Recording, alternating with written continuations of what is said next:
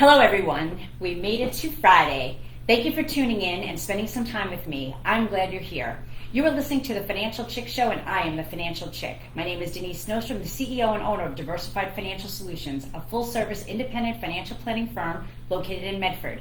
Your Financial Chick is here to help you make better financial decisions and choices to improve your life and reduce your anxiety and stress about money. If you want to know more about me or my firm, you can check out my website at financialchickshow.com. We are also on Facebook and Instagram at Diversified Financial Solutions. So like our pages to get updates and see what is happening. So today, I am excited to have a guest with me, and boy, do we need to hear what she has to say. I want to welcome Mary Calamia, I love that name by the way, licensed clinical social worker, to the show today. Hi, thank you. So how are you doing today, Mary? Good. How are you? I'm hanging tight. It. It's Friday. How bad could it be? Right? Yeah, exactly. We're ready to start the weekend. Yeah, totally. But so why don't you tell the audience a little bit about yourself and what you do? And Okay, so as you said, I'm a clinical social worker, and I guess a lot of people don't know what social workers are. Therapists. We do therapy, psychotherapy. I work with children, adolescents, adults, and try to help people, get through rough times, mental conditions, anxiety, depression, and mostly entirely now telehealth, working from home. So I'm seeing people. I'm licensed in New York. I'm licensed in Florida. Oh, that's nice. So I'm seeing people all over the place now. That's great. Yeah, New York to Miami, Buffalo to Miami, I guess. That's great. That's and all points in between. Well, one place is good. No, I mean I like New York still, but that's another show, right? We can go there another time. But from New York, exactly. So we've known each other from a distance, for several years. I knew what you did for a living. But I really got a feel for what you do and how you help people based on the articles that you had written in the Brookhaven Messenger. So one of the articles was about dealing with anger, which we can kind of talk a little bit about, which is prevalent today.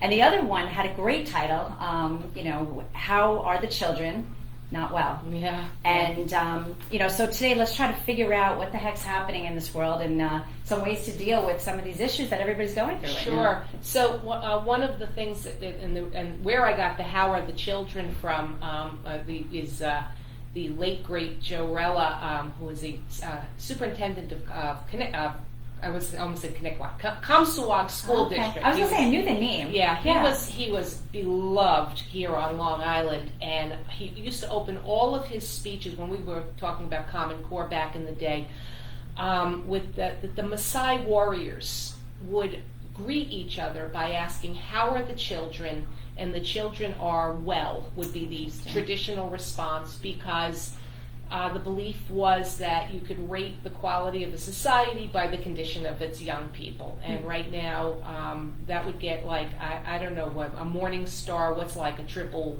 what's the worst Morning Star rating you can get in finance?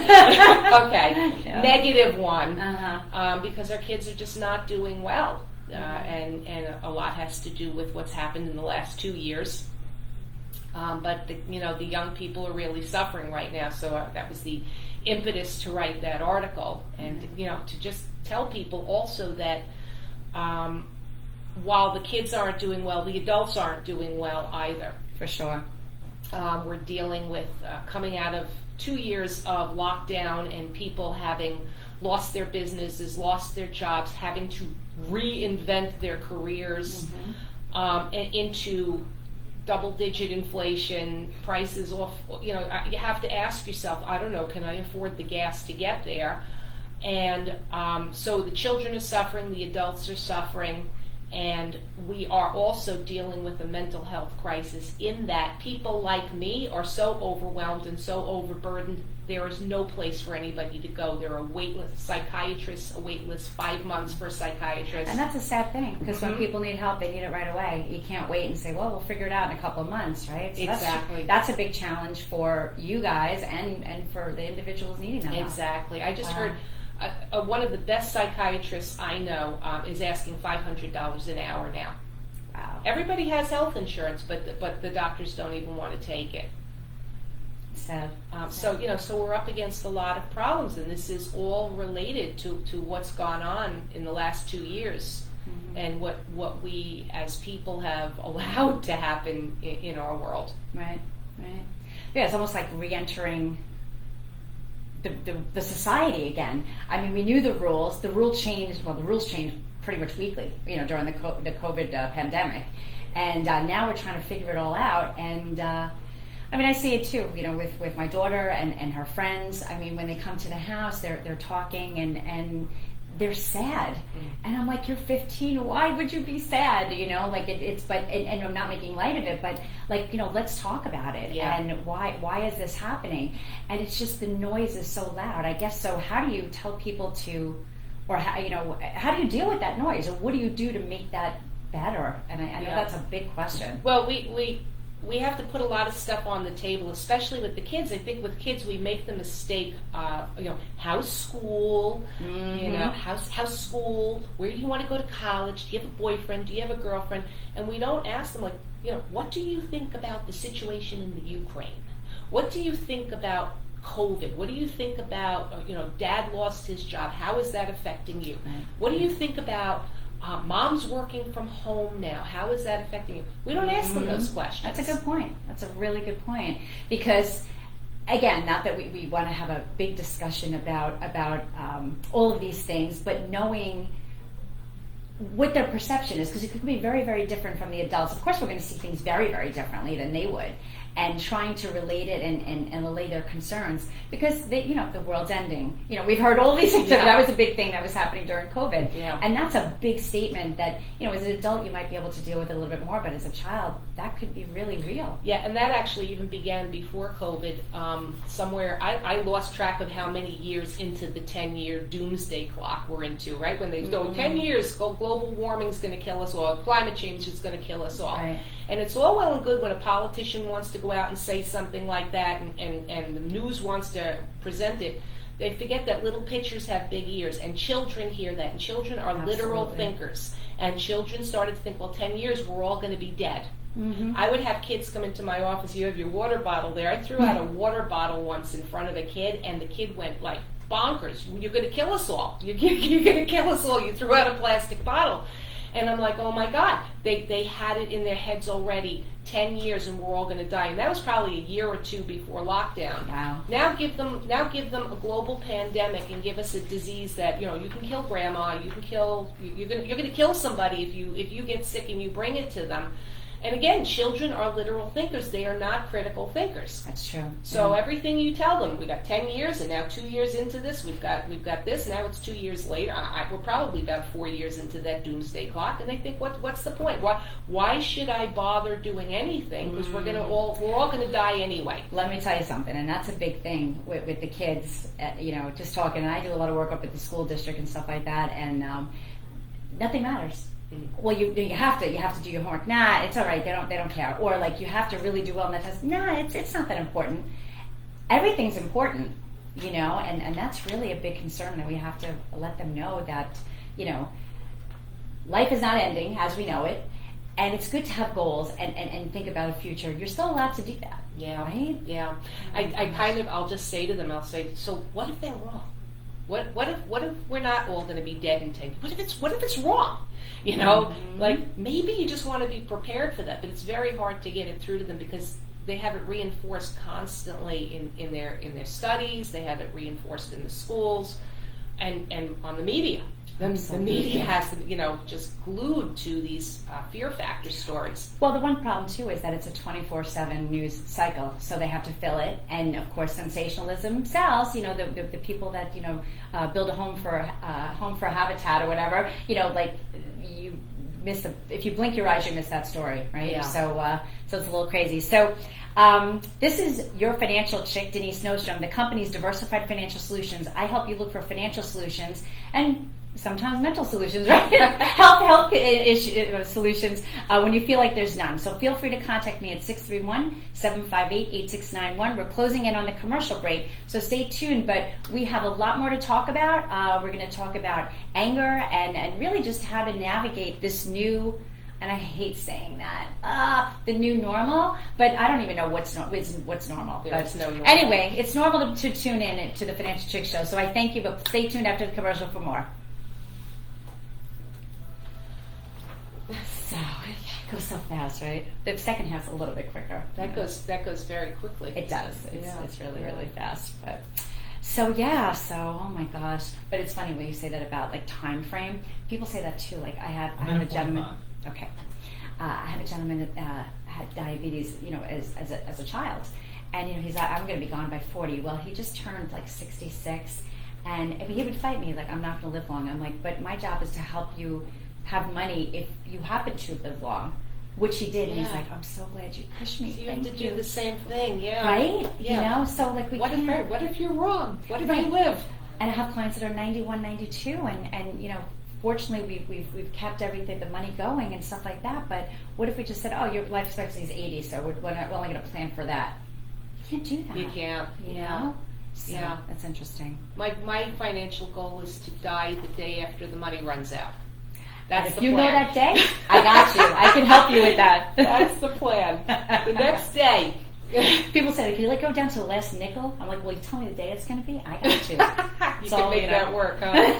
Yeah, what you do is a lot like what I do. You're trying to get people to make a path, like to just figure out their journey Yeah, it's so true. and how they're gonna live it. 30 seconds. Okay. Not that easy. Ready? Oh God, no. Nothing's easy these days. Really isn't.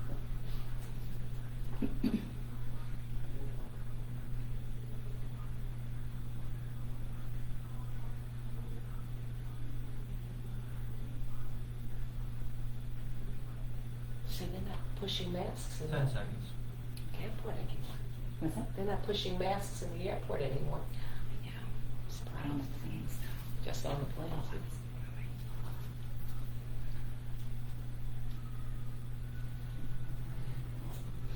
Welcome back. This is Denise Nostrom, the Financial Chick. My company's in Medford, and you can reach me at 631-758-8691 or visit my website at financialchickshow.com. I'm here to help you on your financial journey. Over the years, things change, and I'm here to help you navigate all of those changes. So I'm thrilled to be here today with Mary Calamia. She's a licensed clinical social worker, and today we are addressing the issues surrounding mental health, which can affect every aspect of your life, including your wealth. Right? So, 100%. So it's definitely something that we need to be cognizant of and try to keep ourselves in top-notch condition. So how do we do that, Mary? Yeah, and you talk about like how the mental health can affect your wealth. I have seen people, especially we talked about anger. There's a lot of that. There's a lot of rampant aggression out there right now. And again, it's that pressure cooker of being cooped up for 2 solid years and coming out. It's like coming out into, like you say, the new normal. It's like the world doesn't look like it did in March 2020, Right. and we're 2 years hence. I've seen people lose their jobs over their rage, over their behavior, and we have a lot of people. It's a real phenomenon now. People being called back to work who don't want to go back. They don't want to go back. They got comfortable working out of their pajamas and only dressing from the waist up, Right. not wanting to go back, and employers and employees coming to blows over it. I can see that, and there's no conformity. It's not like, okay, we're all going to go back. All right, all the healthcare companies are going to go back. It's really piecemeal. So it's kind of like, we always have that little like, oh well, they get to stay home. As much as we're not kids anymore. Yeah. You have that whole thing, so it becomes very complicated. Exactly. Wow. Exactly, and the reward for staying home, $4.50 a gallon gas, and that's more the reason why, not because you just want to be home, but you don't want to pay the gas. Right, exactly. To do that commute. Exactly. Everybody's on the road now. So there's all these things that we never really thought about before because we didn't have to. yeah, and people are they're flipping out. They're acting. You put people in a pressure cooker. You coop them up. And basically, we were living our lives on electronic devices. We were entertaining ourselves with social media, Netflix, all of those things. People develop a certain personality when they're not face to face. Yeah, without a doubt. Yeah, I notice it a lot with a lot of my kids. A lot of them are coming to me now. I've diagnosed more social phobia in the last 2 years they're afraid of other people. They're afraid. Social phobia, it's like you're afraid you're going to embarrass yourself. You're afraid you're going to be judged. You're afraid that people are going to think harshly about you. And so you're afraid, because all they're doing is communicating on devices. They're words on a screen. They're not people anymore. So we did this for the last 2 years. We did this with adults and kids. Now you have to deal with people in the real world again. And people become keyboard warriors on social media. Yeah, for sure. And now it's crossing into the real world. Yeah. Well, you get desensitized because you forget that the person that you're next to, could be a sister, an aunt, a mother, a father, a brother, anything. But they're just a name on a computer, or a phone. Yeah. And that's what have we done to ourselves? It really is, is quite frightening. I tell people that work with this a lot because people get into interactions with other people and things go badly. We ended up having a fight. I wasn't planning on having a fight. I lost my job. I got into an accident and the guy punched me out. Whatever. Because they're not asking themselves before they get into the interaction, what is my end goal? What do I want? Just like when you're investing with people. What are you looking to create wealth? Are you looking to create whatever? I don't know. Absolutely. You know that, right? Retirement goal, education, and what's the time frame? Right, exactly. Well, it's the same thing when you walk into a supermarket and you're talking to the cashier. You have a goal, right? The goal is that you're gonna get your groceries paid for and maybe pay 5 cents for a bag and go home, right? And you don't expect that you're going to go up to the cashier and she's going to ask you, to I don't know, join her in a bank robbery, right? Right? You have an end goal, right? So it should be the same thing when you have a discussion with your husband, your children, your wife, your grandmother, whoever. What are you trying to get out of this? Because most of the time when you have that conversation go wrong, it's because everything you did and you said in that interaction led to where it went wrong. And it starts with the mindset. If you're going to your boss and you're going to ask for a raise, do you go in saying in your head, I'm a valued employee, my productivity is X, Y, and Z, I've been here for X number of years, or do you go in there thinking, oh, that son of a bitch just bought a new Mercedes? Because it's going to affect how you interact. It's going to affect your body language, it's going to affect your tone, the words you choose, and the language and the behaviors and everything that you engage in, right? So we have to get our heads on straight. We have to think about, what do I want from this? And then what do I need to say and do to get what I want out of the interaction? Right. People aren't doing that anymore. They're just going in, all emotion, guns blazing. That's what we were talking before, knee jerk. Just take a step, think about it, and even, I taking your job, but I feel the noise is so loud. Take some time to just be quiet. Yeah. Because there's so much going on, and you're getting upset about the Ukraine war, and people, it's horrible. You've got that, and then you've got, the shootings in Manhattan. We want to go there, but there's just so much stuff, and you need to just take a step away because you internalize it, even though it's not really affecting you per se, right? Right here, right close to you. But it affects us all in a certain extent, and now you're taking it on other people. Yeah. And we're not getting anywhere fast, right? It's really just becoming worse. And you talk about noise, and I use that word a lot when I talk to people, shutting out the noise. For me personally, I don't watch the news. I don't watch any TV that was made in the last 10 years. I sit and watch a lot of old television shows, and I'm at peace. I don't watch anything with commercials. That's good, because I was going to say, I go to game shows, but then they have all these commercials with the COVID and this, and we got it at this point. We understand all the different things. It's been 2 years, just right? stay away from all of it. Because I get so much of it, especially because I work with so many clients and people bring me so much negative energy that I can't. You got to shake it off. off. Absorb any more of it from the media. Yeah.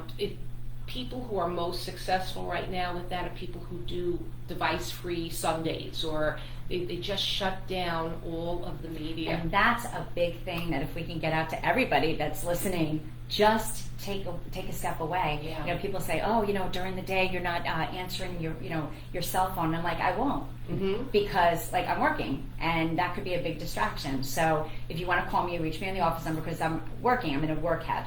That's the zone I'm in at that point. Great. That's great that you do that. Yeah. Well, it's important. I have one of the biggest problems I have with clients sometimes is they say, well, they didn't show up for their appointment. Well, I texted you. It's a landline. We still have those. Right, not going to come through. Because I don't want to be texting and emailing and cell phone, landline. It's too much. And that's another source of stress, because now you've got to look at all these different things and you figure why did I miss that call? But I didn't know if you called or you texted. You got to filter it down. So our world is complicated. And I guess if we can all just make it a little less complicated, and it's taking that time and being quiet and just figuring it out. Yeah.